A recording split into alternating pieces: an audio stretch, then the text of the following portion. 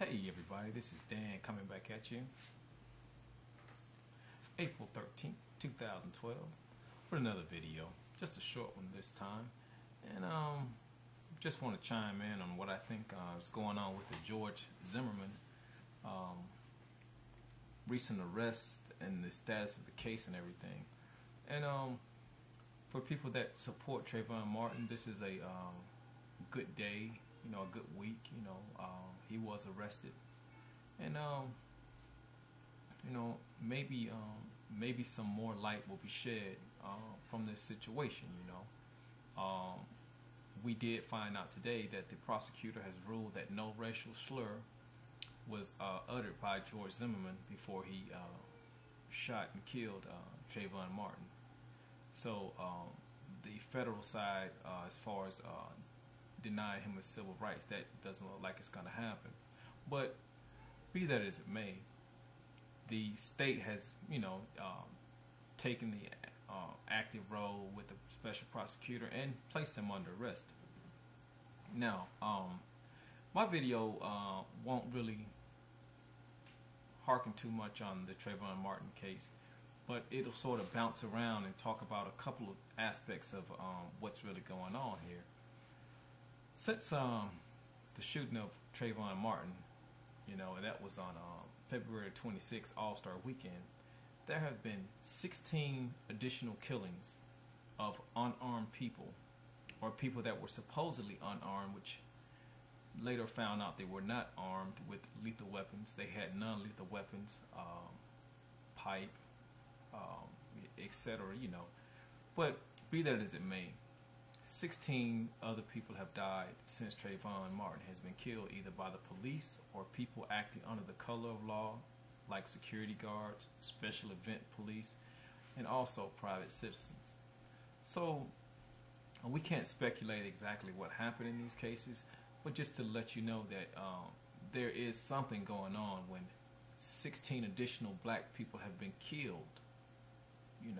Some had social disorders, mental illness, history of mental disease, and these people were still killed, in some cases totally unarmed, with no weapon in sight, within hand reach or anything. So I think as a whole, a judicial review needs to be done as far as the use of force by people that are allowed to have guns. And I'm all for the Second Amendment. That makes all the sense in the world to me. But maybe some different training or additional training should be taken for these people. Now, let's go back down to Sanford, Florida, where George Zimmerman was arrested. What a lot of people don't realize, in a case that may fall under the Stand Your Ground statute in Florida, there is a separate Stand Your Ground mini trial before it goes to trial. This will happen sometime after the bond hearing, where George Zimmerman will go in front of a magistrate judge. He will have the opportunity to testify. His lawyer will have the opportunity to bring forth fact. The prosecutor will have an opportunity to rebut those items. In this mini trial, it's called an evidentiary hearing. Now, one or two things can happen in this evidentiary hearing. One thing that could happen, which would be good for George Zimmerman, or the defendant in this case, would be the judge grants him immunity, or he immunized him, or will immunize the person who wishes to have immunity under the Stand Your Ground law. This is unique in Florida only. In this case, there would be an almost 150% chance that there will be no trial. Because if someone is granted or immunized or granted immunity, how can you prosecute them? 9 times out of 10 to 10 times out of 10, the case is therefore withdrawn and dropped. The prosecutor will say, I've done all I could, but the judge has ruled in favor of the defendant under the Stand Your Ground statute. Now, as we've always said, the burden is on George Zimmerman, but also the burden is on the prosecutor to rebut the fact that this man felt in fear of his life. We know that there are no witnesses per se that actually saw the whole entire event, because it was dark, it was raining, therefore, and so on. So, what happens in the case that he is immunized? Now, the second scenario is the judge finds that he is not covered under the stand your ground law, and the case proceeds. But the defense lawyers can appeal that ruling, and vice versa on the side if it's found. The prosecution can also appeal, which most of the time the other judges will not go against the first judge. That's just how it works. So it's a win-win for the defendant, George Zimmerman, if he's found to have the stand your ground, if he fits into that mold.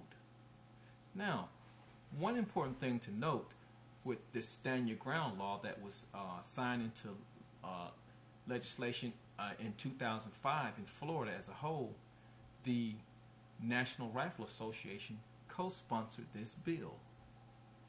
Now, what happens if the judge is supported by the NRA? What happens if the judge is an avid gun owner or believes strongly in the Second Amendment, which there again, it's the Second Amendment, no problem with that at all in my opinion. But you never know. So right now, people are so focused on, oh, he'll be judged by 12, that they are forgetting or have not been notified or ignorant of the fact that Mr. Zimmerman will have an evidentiary hearing.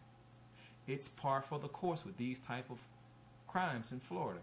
Now, let's just say, let me just give you an example of how far the stand your ground law goes to protect the person that fits into that mold. It's a fact. One known case in Florida where a man chased another man a block and a half with a butcher knife. Chased someone that had broken into his vehicle or tried to steal something from him. Chased him a block and a half with a butcher knife. Stabbed him to death. And at an evidentiary hearing, he was found to be lawfully within the stand your ground laws of Florida. This man was immunized and his case closed. So riddle me this. How broad is this law? See, these are things that people are not telling you, but I want you to have an open mind, because right now, until this evidentiary hearing is done and over with, it does not rest in the hands of a jury. It does not rest in the hands of the prosecutor. It does not rest in the hand of public opinion. It does not rest in the hand of your emotions. It rests in the hand of a magistrate judge. Right now. We know he will have a bond hearing. We know he'll have a bond reduction hearing. We know he'll be arraigned. We know all these things. But the key piece of the pie is the evidentiary hearing, because that's what he's claiming, that he is within the stand your ground laws of Florida, which are broad. Okay? They're very broad. So let's not get too caught up in our emotions and what we feel. Let's get caught up in what the president has set.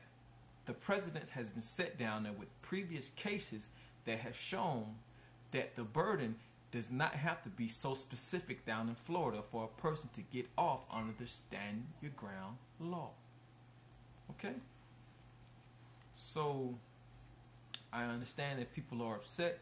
I understand that people are emotional about this particular case on both sides. But here is a case that may hinge on one judge, and one judge only. And that is the judge that will preside under the stand your ground hearing or the evidentiary hearing, where George Zimmerman, again, can be immunized, which, for all intents and purposes, that's the case. And there is nothing that the public can do, nothing that you can do about it. It will be out of the prosecutor's hands. Okay? And also, with her charging him with second-degree murder, that burden will be very hard to prove also. You know, that burden would be very hard. It isn't like first degree where it's premeditated, but second degree, you almost have to prove that someone wanted to kill someone. And the mere fact that bits and pieces of information are coming out every day to sort of rebut that, it's going to be very, very hard to convict this man of second degree murder. That's another piece of the pie. So let's not cross one bridge before we cross the first bridge, okay? He's arrested, he's locked up, that's fine. Okay, let's let the wheels of justice spin, however they may go, left or right. I know you are emotional at this point, but hey, it's not your loved one who was killed. Trayvon Martin was taken away from his mother and father. He was not your son, not your brother, so you really don't feel the pain like they feel the pain, okay? So it's all about being objective and having an open mind and understanding and reading what the laws are and looking at past case law and past cases to set the precedents of what may develop and open up in this particular case. So I just wanted to share that with you. Feel free to comment as you see fit. Thank you.